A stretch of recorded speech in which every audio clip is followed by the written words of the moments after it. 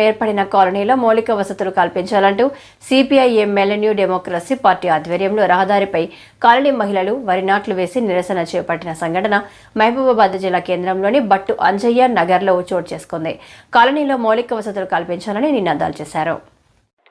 ఈ సందర్భంగా CPI-ML new democracy party రాష్ట్ర కార్యవర్గ సభ్యులు ఆరెల్లి కృష్ణ మాట్లాడుతూ చినుకు పడితే రహదారులు బురదమయంగా మారి మడుగులను తలపించడమే కాకుండా రాత్రివేళ రహదారిపై నడవాలంటే విష పురుగులతో భయభ్రాంతులకు గురవుతున్నారని ఆవేదన వ్యక్తం చేశారు.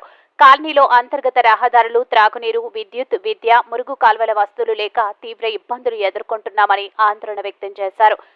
కాలనీలో మౌలిక వసతులు కల్పించాలని పలుమార్లు అధికారుల దృష్టికి తీసుకెళ్లినా ఎవ్వరూ పట్టించుకోలేదని వాపోయారు. ఉన్నతాధికారులు స్పందించి కాలనీలో మౌలిక వసతులు కల్పించాలని, లేకుంటే ఆందోళనలు తీవ్రతరం చేస్తామని ఆయన హెచ్చరించారు. ఈ నిరసన కార్యక్రమంలో కాలనీ వాసులు పాల్గొన్నారు. అంటే గత 15 సంవత్సరాల నుండి మాది ఇదే పరిస్థితి.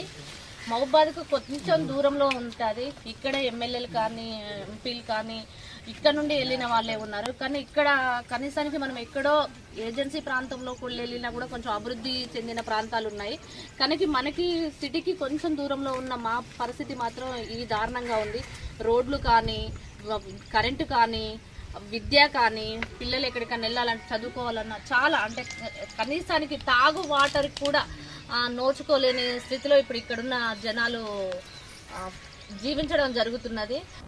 ముఖ్యంగా ఈ కాలనీలో విద్యుత్ సౌకర్యం లేదు, తర్వాత రోడ్ల సౌకర్యం లేదు, తర్వాత ఇంటి పన్నులు కానీ, ఇంటి నెంబర్లు కానీ, పట్టాలు కానీ అని ఈ ప్రభుత్వం మీద వాస్తవానికి గత 11 సంవత్సరాల నుంచి కూడా వీళ్ళు చాలా ఇబ్బందులు పడుతున్నారు.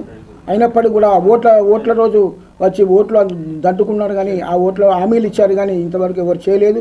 కాబట్టి దీని మీద ప్రభుత్వం వెంటనే చర్యలు తీసుకోవాలని వాళ్ళు కూడా ఇక్కడికి పంపిస్తాం, అధికారులను పంపించి సర్వే చేపిస్తామని కూడా వాళ్ళు చెప్పడం జరిగింది. కానీ ఇంతవరకు ఎవరు రాలేదు. కాబట్టి ఈరోజు మీ ముందు ఈ యొక్క వాస్తవాలను మేము ముందు పెడుతున్నాం.